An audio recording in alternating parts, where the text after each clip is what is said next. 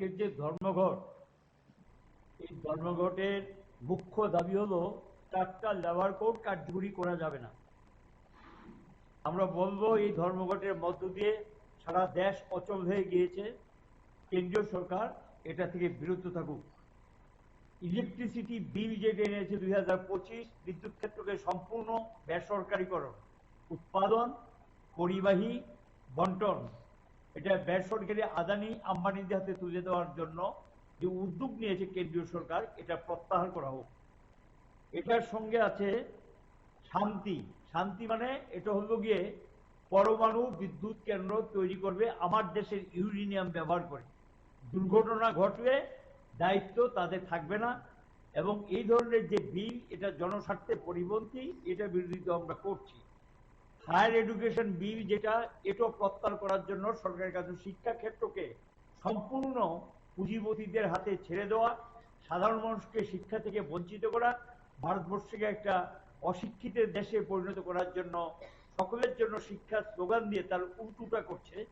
এবং এই বেসরকারীকরণের যে পদক্ষেপ, আইনি পদক্ষেপ, এটাও প্রত্যাহার করার জন্য আমরা দাবি জানিয়েছি।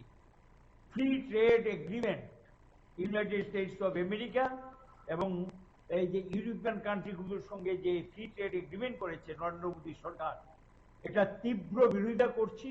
এতে করে ভারতবর্ষে কৃষি বিপন্ন হবে, শিল্প বিপন্ন হবে, ভারতের অর্থনীতি বিপর্যস্ত হবে, দেশকে দেউলিয়ায় পরিণত করবে এবং আমাদের দেশে একটা চরম সংকট দেখা দেবে, বেকারত্ব বাড়বে এবং নতুন কর্মসংস্থানের সুযোগ কমবে। এই পরিস্থিতি তৈরি করেছেন। আমরা এটা তীব্র বিরোধিতা করছি এবং বেকারের কথা ভেবে এই যে তাদের পদক্ষেপ, যেটা সম্পূর্ণভাবে যাতে প্রত্যাহার করে নেওয়া হয়, তারই প্রতিবাদ হিসেবে আজকের এই ধর্মঘট। তার সঙ্গে আছে সিট বিল, এগুলো আমরা বিরোধিতা করছি।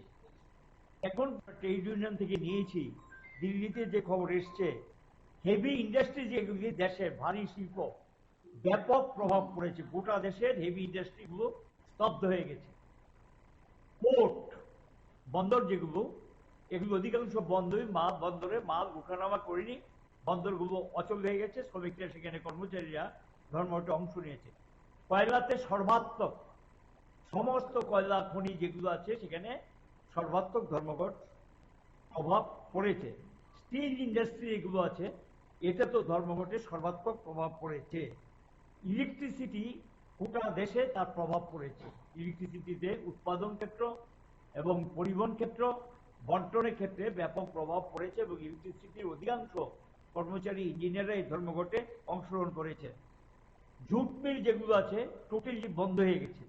এই ধরনের ম্যানুফ্যাকচারিং ইন্ডাস্ট্রি যেগুলো আছে, সমস্ত ইন্ডাস্ট্রিগুলো বন্ধ হয়ে গেছে এবং স্মল মিডিয়াম ইন্ডাস্ট্রি যেগুলো আছে সেগুলো ধর্মঘটের ব্যাপক প্রভাব পড়েছে। আর দক্ষিণ ভারতে কেরালা, তামিলনাড়ু, অন্ধ্র, তেলেঙ্গানা, মহারাষ্ট্রের একাংশ এবং কর্ণাটক ব্যাপকভাবে এই ধর্মঘটের প্রভাব পড়েছে। পরিবহনের ক্ষেত্রেও গোটা ভারতবর্ষে ধর্মঘটের প্রভাব দারুণভাবে পড়েছে। আমাদের রাজ্যে শুনছিলেন একটু আগে, আমরা 2018 সালের পর অনেকগুলো ধর্মঘট হয়েছে, সাধারণ মানুষের উপরে আমরা ছেড়ে দিয়েছি। এবার আমরা আরো বেশি প্রচারে গিয়েছি, গ্রাম থেকে শহর পর্যন্ত বাজারগুলোতে ব্যাপক প্রচারে হাজার হাজার মানুষকে আমরা নামাতে সক্ষম হয়েছি। আমাদের বক্তব্য, আমাদের প্রচারটা মানুষের কাছে নিয়ে যেতে পেরেছি এবং গোটা ত্রিপুরার যে মানুষ, একটা ব্যাপক নৈতিক সমর্থন যদি না থাকতো, ভয় ভীতি, ধমক, হুমকি, গতকালও ত্রিপুরার যে বিভিন্ন বাজারগুলিতে গিয়ে বলছে যদি দোকান না খুললো, দোকান আর খুলতে দেবো না। 7 দিন, কাউকে বলছে 1 মাস দোকান খুলতে দেবো না। কাজেই সেটা মাথায় রেখে দোকানপাটগুলো খুলতে হবে, গাড়ি চালাতে হবে, নতুন 1 মাসের জন্য রোডে চলতে দেওয়া হবে না। সমস্ত কিছুকে উপেক্ষা করে সারা ত্রিপুরার যে ব্যাপকভাবে ব্যবসায়ী বন্ধুরা এই ধর্মঘটে সাড়া দিয়েছে, এটা মুখ্য কারণ হলো মানুষের ক্ষোভের বহিঃপ্রকাশ ঘটিয়েছে, ভয়ভীতি সমস্ত কিছুকে উপেক্ষা করে। এবং বিজেপি দল, আমরা তো বলছি পিকেটিং করবো না, আমরা পিকেটিং করিনি। আমরা আজকে রাস্তায় নেমেছি ধর্মঘটের সমর্থনে প্রচার করার জন্য। কিন্তু কোনো অটো মিছিল যখন যায়, কোনো 1-2টা অটো বা কোনো গাড়ি যদি সামনে পড়েছে, আমরা আটকাই, মানুষ উপরে ছেড়ে দিয়েছি। শুধু ধর্মঘটকে সমর্থন করার জন্য রাজ্যের সমস্ত মহকুমা জেলা কেন্দ্রগুলিতে আজকে এবং গ্রাম ত্রিপুরাতেও অনেক জায়গাতে, অসংখ্য জায়গাতে রাস্তায় মানুষ নেমে ধর্মঘটের পক্ষে প্রচার সংগঠিত করেছে। সর্বনাশ করে দিয়েছে দেশটাকে, কর্মহীন দেশে পরিণত করেছে। মানুষের কর্ম রক্ষার জন্য আজকে এই দিবসটি গোটা দেশের মানুষ প্রতিবাদে সামিল হয়েছে, দেশের সর্বনাশ থেকে দেশকে রক্ষা করার জন্য। এটা কর্মনাশা না, কর্মনাশায় তারা পরিণত করেছেন। আমরা কর্মনাশা থেকে বের করিয়ে নিয়ে এসে দেশের শিল্পকে অচল রাখা, কৃষিকে দেশের শিল্পকে সচল রাখা, কৃষিকে সচল রাখা, কর্মসংস্থানের সুযোগ তৈরি করা এবং দেশের সমস্ত মানুষের ভবিষ্যৎকে নিশ্চিত করার জন্য, যে ভবিষ্যৎকে তারা সম্পূর্ণ ধ্বংসের কিনারে নিয়ে গেছে, দেশটাকে ধ্বংসের কিনারে নিয়ে গেছে, সেই ধ্বংসের হাত থেকে দেশকে রক্ষা করার জন্য শ্রমজীবী মানুষ, গণতান্ত্রিক মানুষ, সমস্ত গণসংগঠনগুলো, ট্রেড ইউনিয়নগুলো একটা মঞ্চে এসে ব্যাপকভাবে তারা রাস্তায় নেমে আজকের এই প্রতিবাদে সামিল হয়েছেন এবং সরকারের এই পদক্ষেপগুলোর বিরুদ্ধে তীব্র ধিক্কার এবং প্রতিবাদে সামিল হয়েছেন। এর থেকে সরকার শিক্ষা নেবে কিনা সেটা তাদের ব্যাপার, কারণ এই সরকার আলোচনা করতে চায় না, মানুষের ভাষা বুঝতে চায় না, কথা বুঝতে চায় না এবং আদানি, আম্বানি, টাটা, বিড়লাদের মতো যারা আছে 100টার নিচে কম পরিবার, তাদের হয়ে কাজ করছেন। আমরা শুধু ধর্মঘট করে বিরোধিতা করছি না, মনে রাখবেন বিকল্প কর্মসূচিও মানুষের সামনে এবার আমরা তুলে ধরেছি, আগেও তুলে ধরেছি, এবারও তুলে ধরেছি। সোজা কথা আমরা বলছি, কিছুই না, দেশকে এখনো রক্ষা করা যায়, দেশকে বাঁচানো যায়। আমরা বলছি মাত্র 100টার নিচে পরিবার আছে কর্পোরেট সেক্টর সহ, যাদের উপরে 2% প্রপার্টি ট্যাক্স এবং সব মিলিয়ে 10% ট্যাক্স যদি বসায়, তাহলে ভারতবর্ষের বাজেটে যা টাকা দরকার তার চেয়ে ডাবল টাকা আসবে। কাজেই এখন এই সরকার তাদের কাছে সমস্ত ইনসেন্টিভ হিসেবে গতবার বাজেটে, মানে এই বছর চলিত অর্থবর্ষ এখনো চলছে, যে বাজেটে 3 লক্ষ কোটি টাকা বাজেট থেকে সরাসরি এই দেশের মুষ্টিমেয় কয়েকজন পুঁজিপতির হাতে তুলে দিয়েছেন। এটা বন্ধ করা হোক এবং আমরা চাইবো বেকারের কর্মসংস্থানের জন্য, মানুষের সুযোগ সৃষ্টি করার জন্য, মানুষের পরিষেবা ক্ষেত্র, শিক্ষা, স্বাস্থ্য, রাস্তাঘাট, জল, বিদ্যুৎ, এগুলোর ক্ষেত্রে সরকার হাত গুটিয়ে নিয়েছেন পরিষেবা ক্ষেত্রে। এটাকে রক্ষা করার জন্য বাজেটে এই টাকা ঢোকানো হোক, তাদের উপরে ট্যাক্স বুঝিয়ে বেকারদের কর্মসংস্থানের সুযোগ তৈরি করা হোক। আমরা শুধু বিরোধিতার জন্য বিরোধিতা করছি না, এই বিকল্প কর্মসূচি নিয়ে জনগণের সামনে আমরা যাচ্ছি। দুপুরের দিক কিছু দোকানপাট খোলার চেষ্টা করেছেন, মানুষও এটা কোথাও কোথাও প্রতিবাদ করেছেন। এটা কেন করছেন? এটা হলো সরকারের দেলদুপানা পরিচয়, ভয়ভীতি, হুমকি কি উপেক্ষা করে আজকে তারা সেটা সাড়া দিয়েছেন এবং শিক্ষা নিকেতনগুলোতে সেখানে প্রভাব পড়েছে। যানবাহনের দারুণ প্রভাব পড়েছে, এতটা প্রভাব পড়বে বলতে কোনো দ্বিধা নেই। আমরা যারা বন্ধ আহ্বানকারী বা ধর্মঘট আহ্বানকারী, আমরা এটা ভাবতে পারিনি যে সারা আমরা পেয়েছি। অর্থাৎ নৈতিকভাবে অধিকাংশ মানুষ, মানে বৃহদাংশ মানুষ এই ধর্মঘটকে সম্পূর্ণভাবে সমর্থন করেছেন। অফিস কাচারিগুলি শুনশান এবং অনেকেই যারা কর্মচারী তারা অফিসে অংশ নেননি এবং এই কারণে আমরা আপনাদের মাধ্যমে রাজ্যবাসী যেভাবে সাড়া দিয়েছেন এবং যাদেরকে গ্রেপ্তার করা হয়ে সাড়া দিয়েছেন তাদেরকে অভিনন্দন এবং ধন্যবাদ জানাচ্ছি। আর যাদেরকে গ্রেপ্তার করেছেন তারা শান্তিপূর্ণভাবে মিছিল সংগঠিত করেছেন এবং কোথাও ট্রেনের সামনে বসেছেন বা রেলের সামনে, এটা প্রতীকী প্রতিবাদ। যেমন রেলের ক্ষেত্রে বিভুদাস বাড়িতে রেলটা আটকাচ্ছিল, গিয়ে পুলিশ বলেছে ঠিক আছে আমরা 8 ঘন্টা পর ছিল, 8 ঘন্টা পরে রেলটা ছেড়ে দিয়েছে এবং সেখানে নালাকাটাতেও তাই হয়েছে, বনুতেও তাই করেছেন এবং এটা হলো প্রতীকী প্রতিবাদ হিসেবে আমরা এটা করেছি। কাজেই এই পরিস্থিতির মধ্যে রাজ্যবাসীকে অভিনন্দিত করছি এবং ধর্মঘট আহ্বানকারীদের পক্ষ থেকে তাদের কাছে কৃতজ্ঞতা প্রকাশ করেছি এবং প্রকাশ করে এটাও বলবো ভবিষ্যৎ দিনে এই সরকার জানি না শিক্ষা গ্রহণ করবে কিনা, আরো বড় ধরনের সংগ্রামের জন্য যাতে মানসিকভাবে তৈরি থাকে এই আহ্বানও আপনাদের মাধ্যমে জনগণের কাছে রাখছি। 2026 সালে আপনারা জানেন সবাই যে আমাদের দেশ এবং দেশের মানুষের উপর যে আক্রমণ কেন্দ্রের বিজেপি পরিচালিত সরকার নামিয়ে এনেছে, এর প্রতিবাদে গত জানুয়ারি মাসে সর্বভারতীয় কনভেনশনের মধ্য দিয়ে সারা দেশে এর প্রতিবাদ জানাবার জন্য 12 ফেব্রুয়ারি সাধারণ ধর্মঘট আহ্বায়িত হয়েছিল। দেশব্যাপী এই ধর্মঘটে আমাদের ত্রিপুরা রাজ্যে এই ধর্মঘটের প্রভাব কিরকম পড়েছে সে সম্পর্কে আপনাদের অবহিত করবার জন্য আমরা আপনাদেরকে আহ্বান জানিয়েছি। আমরা ত্রিপুরায় সকাল থেকেই লক্ষ্য করছি এবং আমাদের কাছে সারা রাজ্যের যে খবর এসে পড়ছে তাতে দেখা যাচ্ছে যে এই ধর্মঘট সারা ত্রিপুরা রাজ্যের জনগণ ব্যাপকভাবে এই ধর্মঘটে সাড়া দিয়েছেন। প্রায় ধর্মঘট সর্বাত্মক হরতালে রূপান্তরিত হয়েছে। গোটা রাজ্য সকাল থেকে স্তব্ধ ছিল।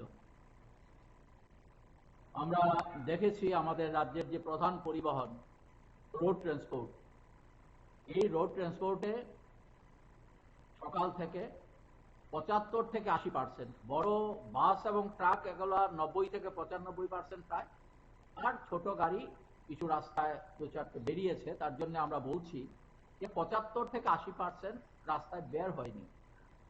দু চারটে যাও বেরিয়েছে একজন দুজন প্যাসেঞ্জার নিয়ে, এরা কিছু দূর গিয়ে ধরুন আগরতলা থেকে বেরিয়েছে, হাপানিয়া গিয়ে আবার ফিরে এসছে, কারণ প্যাসেঞ্জার এক দুজন।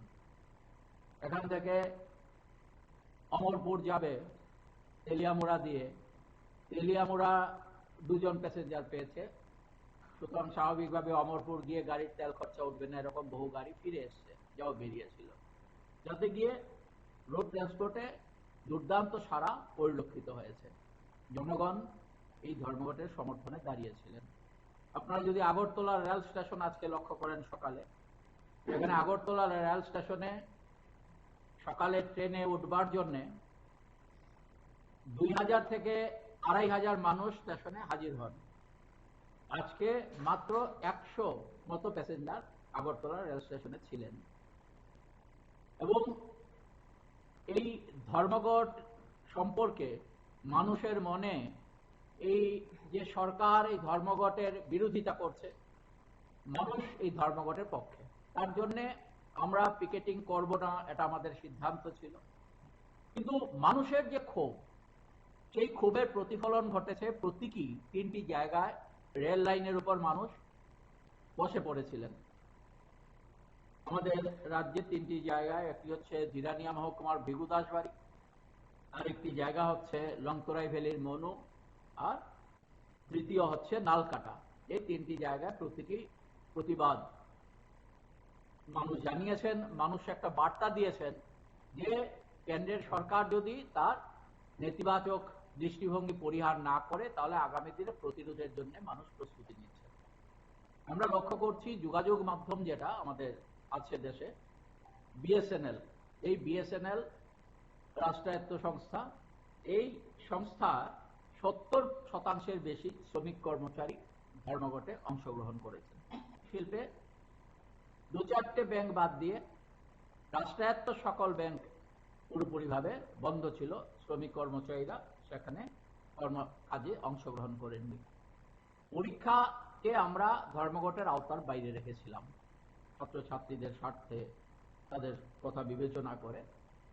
আমরা দেখেছি পরীক্ষা যেখানে যেখানে আছে পরীক্ষার্থীরা গেছেন, এছাড়া যেখানে পরীক্ষা নেই সে সমস্ত শিক্ষা প্রতিষ্ঠানগুলোতে সেখানকার শিক্ষক কর্মচারীরা এবং তার পাশাপাশি ছাত্ররাও তারা কাজে যাওয়া থেকে বিরত ছিলেন। অধিকাংশ জায়গাতেই আমরা এটা লক্ষ্য করেছি। আমরা সকাল থেকে দেখেছি আমাদের ত্রিপুরা রাজ্যে দোকানপাট, সাধারণভাবে মানুষ এই ধর্মঘটের সমর্থনে দাঁড়িয়েছেন এবং দোকানপাটগুলো অধিকাংশ ক্ষেত্রেই বন্ধ ছিল। এবং বিশেষ করে গ্রাম এলাকায় আমরা দেখেছি যে গ্রামীণ বাজারগুলো, গ্রামীণ দোকানপাটগুলো বলা যায় 99% বন্ধ ছিল। অধিকাংশ বাজারগুলোতে দোকানপাটে আমরা এরকম লক্ষ্য করেছি। শুধুমাত্র বেলা 11টা 12টার পর আগরতলা শহরের কিছু কিছু জায়গাতে আপনারা যদি প্যারাডাইস চৌমুহনীর দিকে, এখানে সিটি সেন্টার আছে, এখানে জোর জবরদস্তি করে এখানকার দোকানিরা দোকান বন্ধ রেখেছিলেন সকাল থেকে, কিন্তু পরবর্তী সময় জোর জবরদস্তি করে এখানে উজ্জুতি করে দোকানগুলো কিছু কিছু খোলার চেষ্টা করা হয়েছে আগরতলা শহরে। এবং এটা আমাদের, আপনারা তো সবাই জানেন কারা এই ধর্মঘটের বিরোধিতা করছে, রাজ্য সরকার বিরোধিতা করেছে আর রাজনৈতিক দল হিসেবে বিজেপি বিরোধিতা করেছে, তারাই এই কাণ্ডকীর্তিগুলো সংগঠিত করেছে। এই ধর্মঘটে ত্রিপুরা রাজ্যের বিভিন্ন জায়গায় মানুষকে প্রতিবাদ থেকে প্রতিরোধের পথে ত্রিপুরা রাজ্যে ধীরে ধীরে মানুষ তার মন মানসিকতাকে তৈরি করছেন, এটার প্রতিফলন আজকে ঘটেছে। রাজ্যের 41টি জায়গায় মানুষ মিছিল করেছেন, মিছিলে বের হয়েছেন, প্রতিবাদ জানিয়েছেন। এবং আগরতলা শহরে সকালেই এখানে শত শত মানুষ মিছিল সংগঠিত করেছেন ধর্মঘটের সমর্থনে। মানুষের সমর্থন চাইবার জন্য তারা মিছিলে বের হয়েছেন রাজ্যে যারা ধর্মঘট আহ্বানকারী। এখানে আমরা লক্ষ্য করেছি এই মিছিলে এই ধর্মঘটকে সমর্থন করে রাজ্যের বিরোধী দলনেতা জিতেন্দ্র চৌধুরী সেখানে মিছিলে অংশগ্রহণ করেছেন আগরতলা শহরের মিছিলে, এবং আমাদের রাজ্যের প্রাক্তন মুখ্যমন্ত্রী মানিক সরকার উপস্থিত ছিলেন। এছাড়া CI2, AITUC, TUCC, UTUCর নেতৃত্ব এই মিছিলে অংশগ্রহণ করেছেন, এবং আমাদের রাজ্যের গণতান্ত্রিক সংগঠনগুলোর নেতৃত্ব তারা সকলেই এই মিছিলে অংশগ্রহণ করে। এই ধর্মঘটকে কেন্দ্র করে আমরা যেখানে যেখানে মিছিলে বের হয়েছি সেখানে দেখা গেছে যে বিভিন্ন মহকুমায় আমাদের যারা সাথীরা ছিলেন তাদেরকে গ্রেপ্তার করা হয়েছে। কিছু কিছু মহকুমায়, 3টি মহকুমায়, বিশেষ করে এখন পর্যন্ত যা খবর পাওয়া গেছে, উত্তর ত্রিপুরায় ধর্মনগরের কদমতলা এলাকার প্রেমতলাতে সেখানে 97 জনকে গ্রেপ্তার করা হয়েছে। আমরা এই গ্রেপ্তারের মধ্যে ওখানকার বর্তমান বিধায়ক ইসলাম উদ্দিন তিনি আছেন, আমাদের প্রাক্তন বিধায়ক অমিতাভ দত্ত যিনি CI2র রাজ্য সহসভাপতি, তাকেও গ্রেপ্তার করা হয়েছে। আমরা খোয়াইতে দেখলাম 5টি জায়গায় 245 জনকে খোয়াইতে গ্রেপ্তার করা হয়েছে, এবং তাতে আমাদের রাজ্যের বর্তমান বিধায়ক নির্মল বিশ্বাস গ্রেপ্তার হয়েছেন, এবং তিনি আমাদের CI2র রাজ্য কমিটির অন্যতম সম্পাদক। সোনামুড়া কাঠালিয়া এলাকায় সেখানে 35 জন গ্রেপ্তার হয়েছেন। সারা রাজ্যে এখন অবধি যা খবর আমরা পেয়েছি তাতে 277 জন গ্রেপ্তার হয়েছেন এই ধর্মঘটের সমর্থনে মিছিল করবার জন্য। আমরা এটাও লক্ষ্য করেছি যে জিরানিয়া মহকুমার সতীন্দ্রনগর কলোনিতে মিছিল শান্তিপূর্ণভাবে মিছিল ধর্মঘটের সমর্থনে মিছিল করেছেন, মিছিল করে যে যার যার বাড়িতে ফিরে গেছে।